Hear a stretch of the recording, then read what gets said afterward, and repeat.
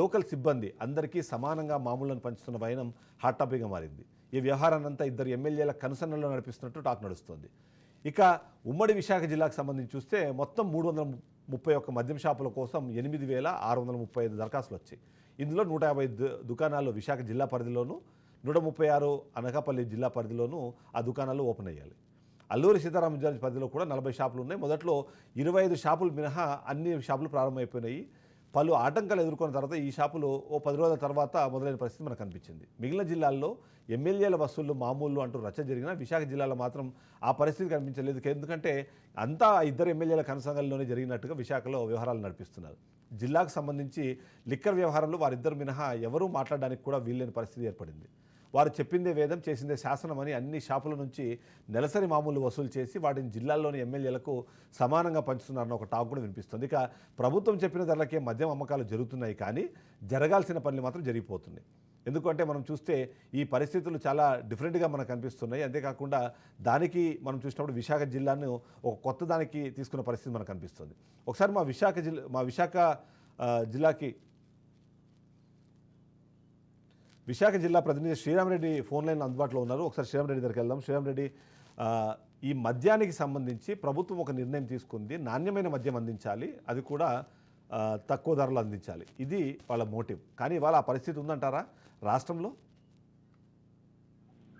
చిదంబర్, ఖచ్చితంగా రాష్ట్రంలో వ్యవహారం ఎలాగున్నా కానీ విశాఖలో మాత్రం ఇద్దరు నాయకుల కనుసన్నల్లోనే వ్యవహారాలు సాగుతున్నాయి.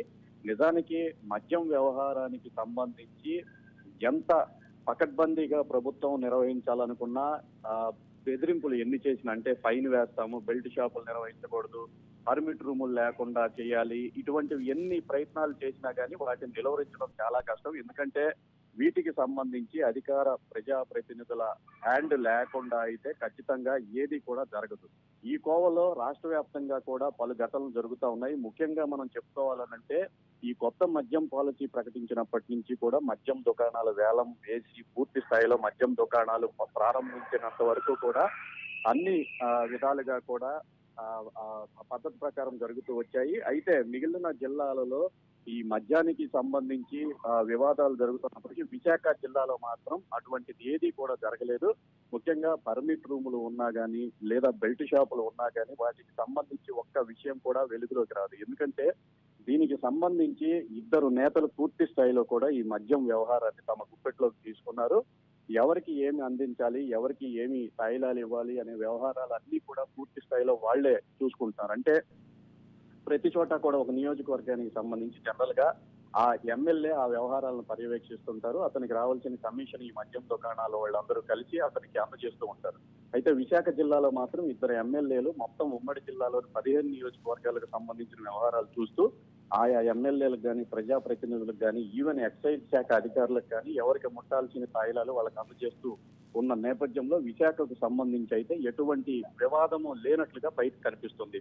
కానీ లోలోన మాత్రం ఎక్సైజ్ అధికారులు ముఖ్యంగా రగిలిపోతున్నారు. ఎందుకంటే గత ప్రభుత్వ హయాంలో మద్యం సంబంధించి ప్రభుత్వమే దుకాణాలు నడపటం వల్ల ఎక్సైజ్ అధికారులు ఎవరూ కూడా డబ్బులు లేక తీవ్ర ఇబ్బందులు పడ్డారు. ముఖ్యంగా వాళ్ళందరినీ కూడా సెప్ అని ఒక ఎన్ఫోర్స్మెంట్ టీముని ఏర్పాటు చేసి అందులోకి వేయటం ద్వారా వాళ్ళకి రావాల్సిన ఆదాయాన్ని పూర్తిగా కోల్పోయామనే ఆలోచనలో ఉన్నారు. తాజాగా ఈ ప్రభుత్వం తిరిగి ప్రైవేటు వారికే మద్యం దుకాణాలను అప్పగించడంతో గత 5 ఏళ్లలో కోల్పోయిన ఆదాయాన్ని దక్కించుకోవాలని వాళ్ళంతా కూడా కొంత ప్రయత్నాల్లో ఉన్నారు. ఈ నేపథ్యంలో తాజాగా ఇప్పుడు ఈ ప్రజాప్రతినిధులే అంతా తమ చేతుల్లోకి తీసుకోవడంతో వ్యాపారుల నుంచి డబ్బులు ఏ విధంగా వసూలు చేయాలి అనే అంశం పైన ఎక్సైజ్ అధికారులు తలమునకలై ఉన్నారు.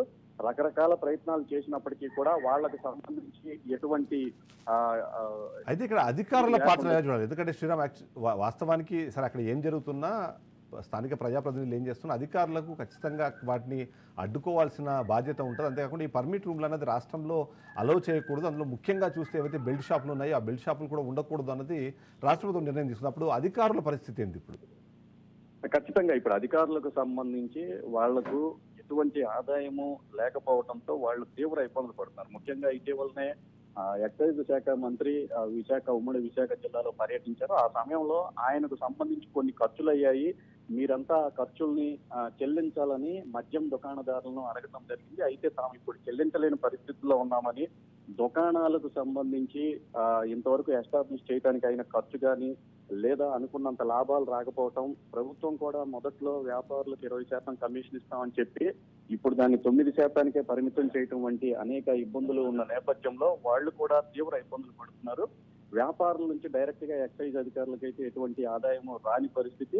దీంతో ఎక్సైజ్ అధికారులు ఇబ్బందులు పడుతున్నారు. మరోవైపు ప్రజాప్రతినిధుల అండదండలు ఉండటంతో నిబంధనలకు విరుద్ధంగా కొన్ని చోట్ల దుకాణాలు నడిపిస్తున్నప్పటికీ కూడా వాటిపైన కూడా ఎటువంటి చర్యలు తీసుకోలేని పరిస్థితి అయితే విశాఖ జిల్లాలో నెలకొని ఉంది. దీంతో ఎక్సైజ్ అధికారులు ఎంతో ఆశించినప్పటికీ మద్యం దుకాణాలను ప్రైవేటు వారికి ఇవ్వడం ద్వారా కొంత ఆదాయం అన్న వస్తుందని భావించిన వారికి కూడా నిరాశ ఎదురవుతుంది. ప్రతిదీ కూడా విశాఖ జిల్లాకు సంబంధించి ఇద్దరు ఎమ్మెల్యేలకు అనుసంధానంలోనే జరుగుతూ ఉండటంతో అధికారులకు కానీ ఇతర ప్రజాప్రతినిధులకు కానీ ఈ వ్యవహారంలో ఏమీ చేయడానికి లేదు. కూటమికి సంబంధించి కూడా అధినాయకత్వం నుంచి స్పష్టమైన సమాచారం ఉందని, జిల్లాకు సంబంధించి మద్యం వ్యవహారాలన్నీ కూడా ఫలానా నేతే చూస్తారని సమాచారం రావడంతో మిగిలిన ఎమ్మెల్యేలు కానీ ప్రజాప్రతినిధులు కానీ ఆ వైపు కూడా కన్నెత్తి చూడటం లేదు. ప్రతి నెల కూడా వారికి ఎవరికి అందాల్సిన వాళ్ళకి అందుతుందనేది మాత్రం విశాఖ జిల్లా రాజకీయ వర్గాల్లో జోరుగా చర్చ సాగుతుంది. Right, thank you Sriram, thank you so much.